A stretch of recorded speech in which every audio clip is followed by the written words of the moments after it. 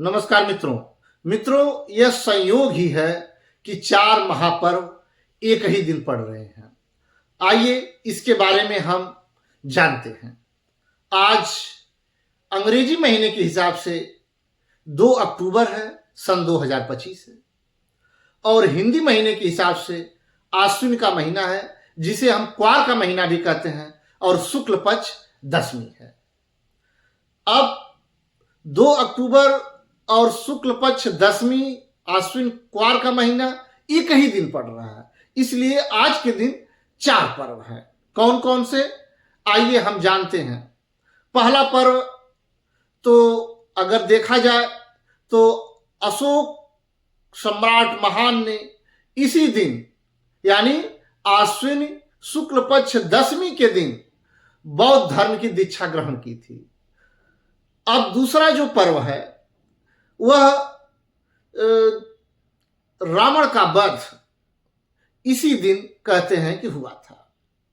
तीसरा और चौथा जो पर्व है वह ऐतिहासिक रूप से महत्वपूर्ण है। 2 अक्टूबर को राष्ट्रपिता महात्मा गांधी की जयंती है, और इसी 2 अक्टूबर को भारत के दूसरे प्रधानमंत्री, सादगी के प्रतिमूर्ति लाल बहादुर शास्त्री जी का जन्म जयंती इसी दिन मनाया जाता है।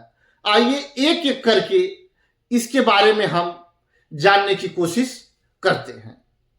पहला हम लेते हैं महान चक्रवर्ती सम्राट अशोक के बारे में।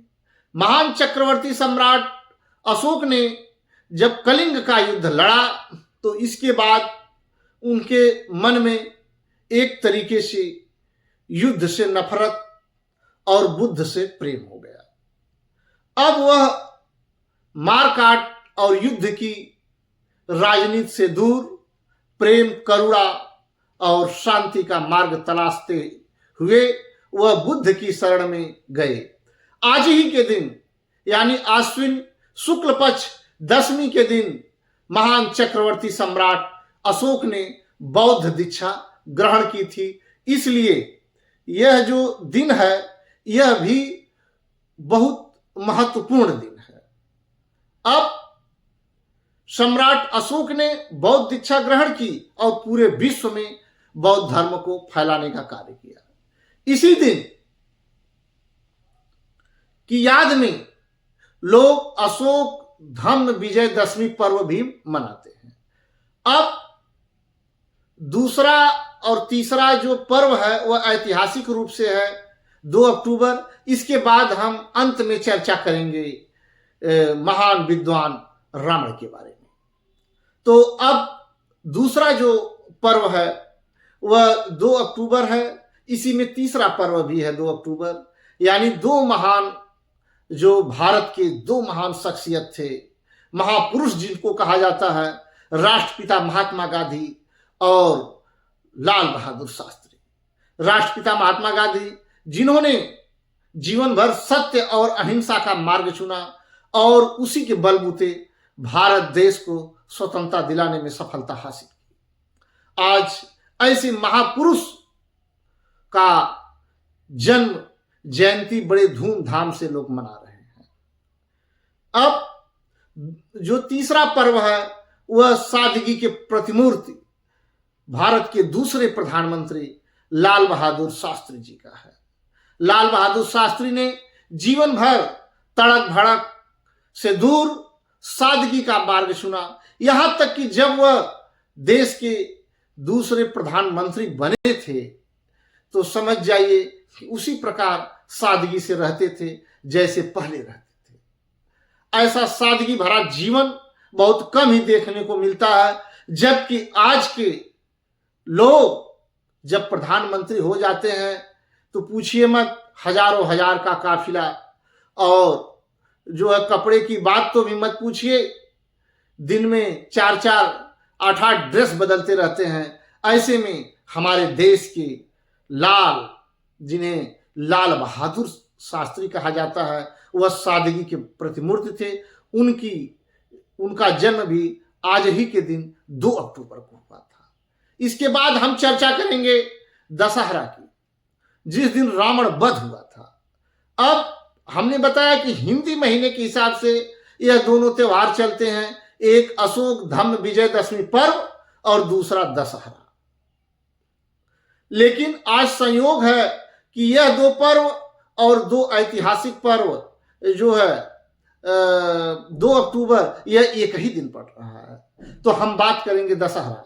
ऐसी लोक मान्यता है कि दशहरा के दिन ही रावण का वध हुआ था। अब रावण के बारे में आप खोज लीजिए, जितने भी शास्त्र लिखे गए हैं उसमें रावण को महान विद्वान, महान ज्योतिषाचार्य, महान दार्शनिक और वीर पुरुष के रूप में वर्णित किया गया है।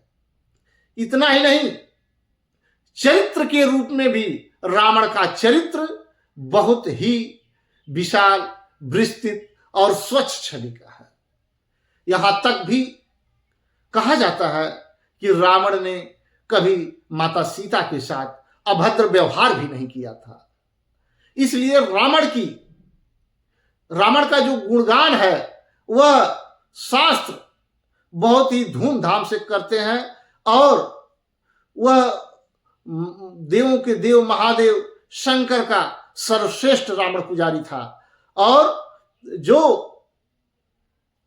रावण के बारे में कहे गए हैं वह उसके गुणों को प्रकाशित करते हैं। ऐसे जो है रावण को आज कुछ लोग जलाते भी हैं, लेकिन रावण के गुणों को कोई नहीं जला पाएगा। हाँ, रावण ने एक अपराध किया था कि माता सीता का हरण किया था, इसके अलावा उसके ऊपर कोई आरोप सिद्ध ही नहीं होता है, बल्कि उसका सभी लोग गुणगान करते हैं।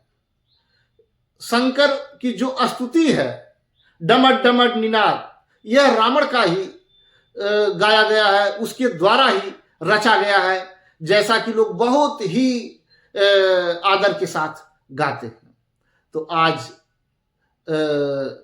राम ने रावण का वध भी किया था, इसलिए लोग दशहरा भी मनाते हैं। आज 4 पर्व है, बहुत ही एक तरीके से समझ जाइए कि संयोग है कि चारों पर्व एक साथ देखने को मिलता है।